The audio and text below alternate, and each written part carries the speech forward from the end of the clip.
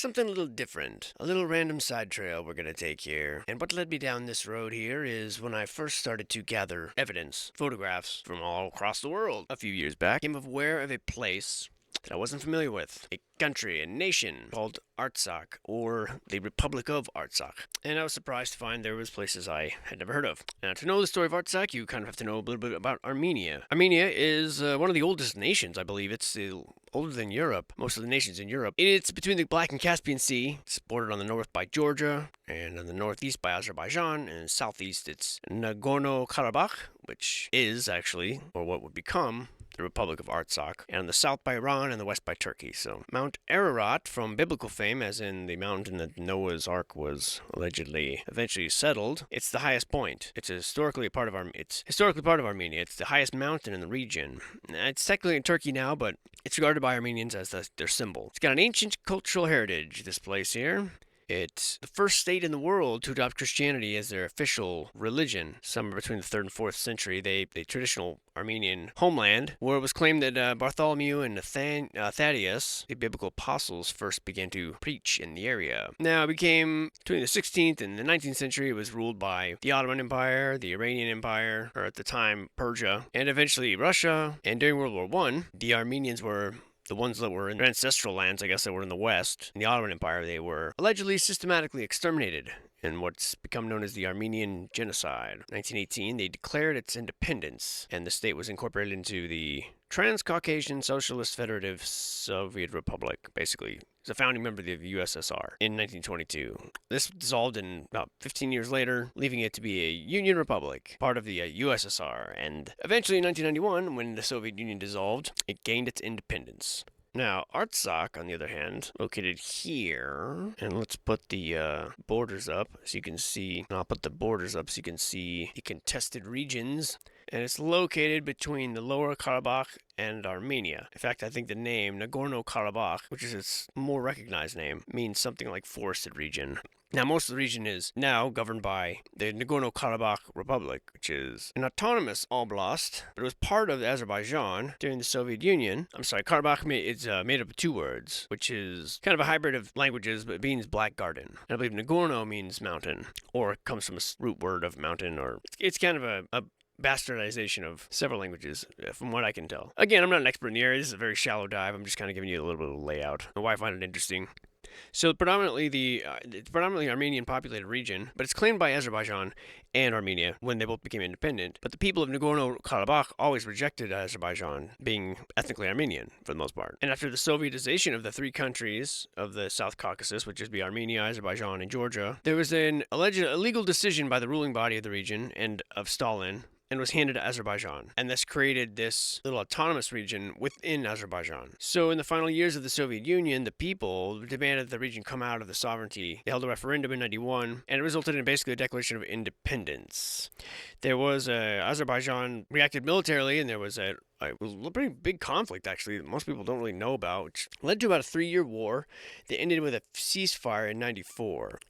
They were part of the Minsk agreements, which involved the USA, Russia, France, and they all have a mandate to try to find a solution to it. And in the meantime, it declared its independence, the Nagorno-Karabakh Republic, or the Republic of Artsakh. Now, it's unrecognized. I think Uruguay is the only foreign relation country to recognize its independence, which is kind of interesting. And it's a member of an international organization, the Community for Democracy and Human Rights, or the Commonwealth of Unrecognized States, basically.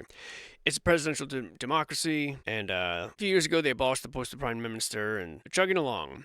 The Parliament has 33 members, which is interesting. Now, they held elections, and the hypocrites from the United States, observers from Slovakia, Slovenia, Spain, United Kingdom, Latvia, Romania, showed up to make sure they had democratic elections. They met the standards, that America can't meet on its best day, and they declared them to be falling short, as if they had the nerve to even say something like that. But this is Stepanakert, otherwise known as Zankendi. This is the administrative center of the republic. It was renamed from Kenkendi to Stepanakert by the Soviet government to honor the Armenian communist politician Stefan Shahumyan. Sorry if I'm butchering that, and during the war, the city suffered immense damage from Azerbaijan's shelling in 92, and they were firing Grad missiles against it. There were many attacks against the city that were repulsed, and it's home to about 50,000 people. It's got a number of amazing old monuments. So here's your Stepanakert, the capital, the main regional center. with some familiar looking layout. And down here, this latching corridor. And this is the only route out of the area into Armenia. And it's the only way to send aid in, or the easiest way. And this route has been blockaded what are presumed to be fake climate activists on behalf of Azerbaijan. And as a few months ago, they renewed their attack. You see, Azerbaijan is actually the home of the very world's first oil well. And they're mineral rich. And they've been using that money to build up their military and their government. This is Baku. I think this is the first place over here where the first oil well was in the world. It probably looks like absolutely destroyed by now. Pretty much. Wow, look at that. Even out here, you get your little track here. Your little Pentagon. No doubt there's a little oval nearby. But before I get sidetracked, mud volcano. Bookmark that one. Well, we'll be back. But the main point of all this is that they were forced to start rationing bread. Diplomacy has failed. Now, Russians were able to deliver aid, but the corridor was closed. And Azerbaijan, using a hint from America, is conducting anti-terrorist raids, which basically means shelling the area. And Azerbaijan eventually launched a major attack on Karabakh. Now, I'm not here to pick a side or have an opinion on this. I don't know enough about the region to know who's in the right or in the wrong, so I'm just sort of delivering the story as I know it to be, or as I believe it to be. I don't know anything. But there was a physical invasion on different fronts, civilian military targets all across Artsakh and all across all the cities, and they were targeting civilians, which is always unacceptable in my brain. Azerbaijan's been building up military forces for a while. A lot of the blame for this, regardless of the acts of the Azerbaijani military, a lot of the blame for this is lying on the feet of the imbalance of power that Armenia failed to take seriously, probably because of the hopes and the dreams that were planted in their heads by United States diplomacy, if you can even call it that. And so what's happened is the Republic of Artsakh basically is no more. They've surrendered, and they're dissolving the government, and next month, the Republic of Artsakh will no longer be a nation. That is the bare bones of it. Now, based on what little I know of the region, which is a decidedly different viewpoint than normally we receive in the West, who I do not trust the media at all here. And to me, it seems like the mistake that it seems like they made was basically they prioritized the peace agreement rather than prioritizing the security and the rights of the people, because they believed in the Minsk agreements, which, as we know from Merkel, were a sham, basically, in order to bide time for Ukraine to build up a big enough army to fight Russia. This was from Angela Merkel's mouth. So Russia didn't fall for it. It looks like Armenia did. So, without balancing peace with strength, trusting the Western nations to come to your aid, seems like that became just basically a cover for that regime, Azerbaijani regime, to do what it actually wanted to do. And that's whom they never recognized. Very similar to Donetsk republics, and that were the contested regions of Ukraine and Russia, which left, by memorandum, in elections far more secure than ours have ever been in this country, as far as I know. And it seems like the pattern that plays out is if you trust the Western powers or ally with them, you end up being hurt. You know, they gave them, the France and U.S. gave them red lines that they would not tolerate ethnic cleansing. We won't allow it. And Armenia believed them. Or they didn't do anything about it, I suppose. I don't know their actual hearts. So from a national and moral perspective, this is a disgrace, you know. These fellow Armenians couldn't find a government that would fight for their rights. And as a result, you have all the Armenians have fled. They're fleeing through the corridor under Russian peacekeeping watching. The World Court, of course, has demanded that they allow this to happen. And so, sadly, this city is almost abandoned. It is 95% empty now. There are tens of thousands of Armenians. They took whatever belongings they could, and they gathered in the middle of the city, which is gorgeous, as you can tell. And they began to, a long line of cars. There's a mass exodus from the region. About 100,000 people left their homes and their lives. And this is what ethnic cleansing looks like sometimes. It's not necessarily a genocide. It is a removal of the people. And based on this region's outskirts and the way it looks, to me, this is not the first time this has happened. Look at this incredible area. I mean, there's so many mysteries and secrets hidden in these forests. And look at these clearly, obviously once inhabited places. Areas like this should be a worldwide interest for exploration, to find out who we are, what we're doing here. And I just can't help but see the constant war games played.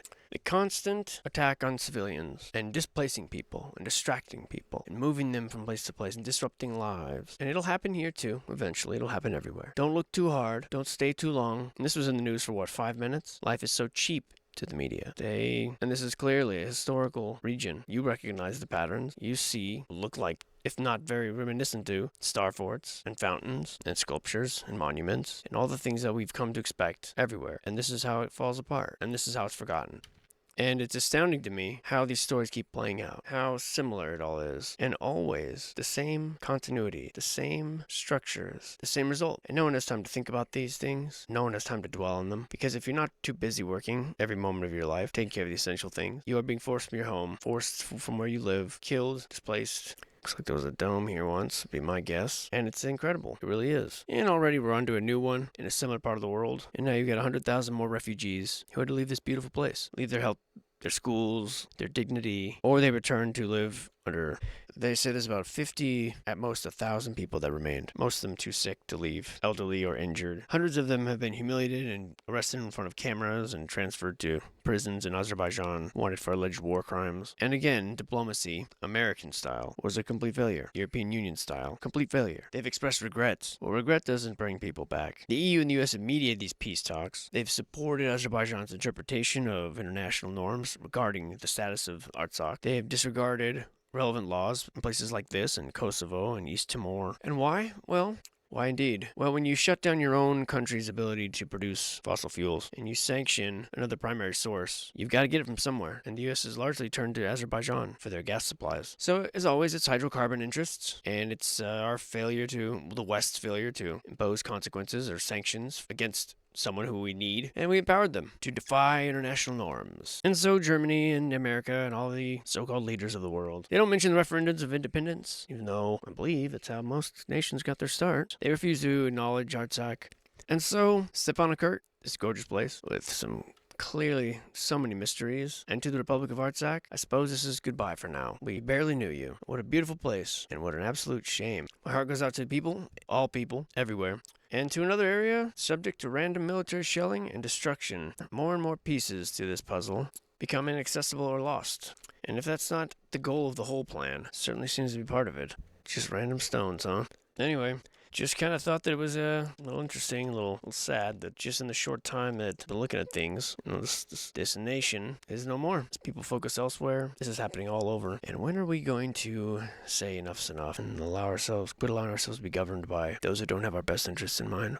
Hopefully, this will happen in the same time frame that I will see you all, which I describe as being